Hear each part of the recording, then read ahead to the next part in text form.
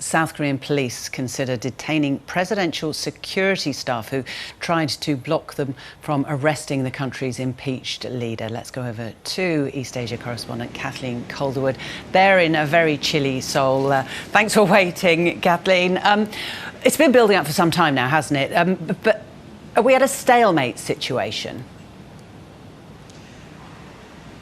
Good afternoon, Lorna. Yes, it does seem like the authorities here are a bit paralysed, really, when it comes to executing this warrant.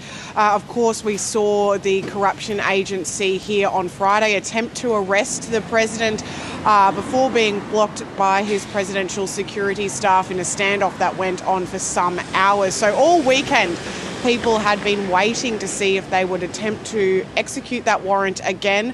Yesterday, we saw the anti-corruption agency ask the police if they would take full carriage of that arrest warrant. Now, the police service said that raised legal issues, so the anti-corruption agency then reversed that request, and as far as is publicly known, the police and the anti-corruption investigators will continue on with responsibility together.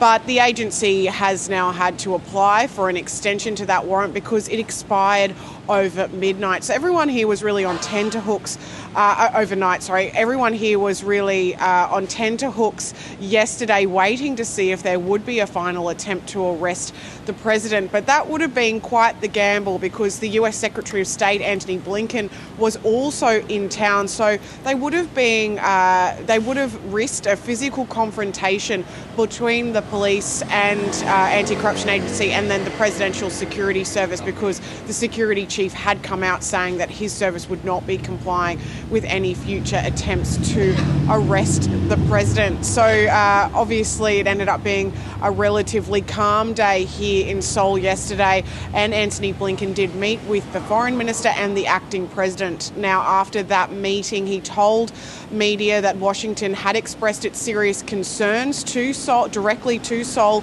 over President Yoon's actions declaring martial law, but he said that the peaceful response had showed the strength of South Korea's democracy.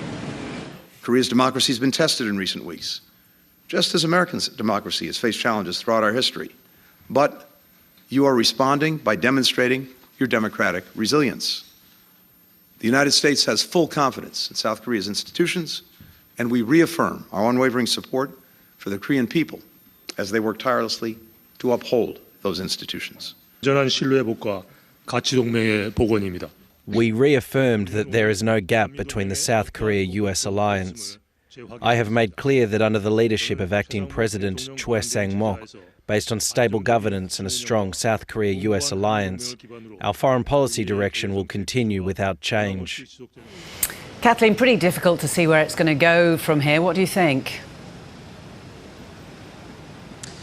Well, yeah, it really does seem to be at a bit of a stalemate. The president is holed up in his residence and can stay there, it seems, with the protection of his presidential security service now as long as he is still the president. There is a week until his impeachment trial begins. Now, that's a separate course of action to the investigation by the anti-corruption agency for insurrection over his decision to declare martial law on the 3rd of December.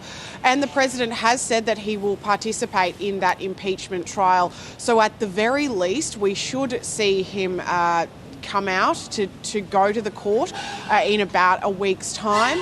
But whether the police and the anti-corruption agency choose to act before then, once they have this warrant extension, remains to be seen.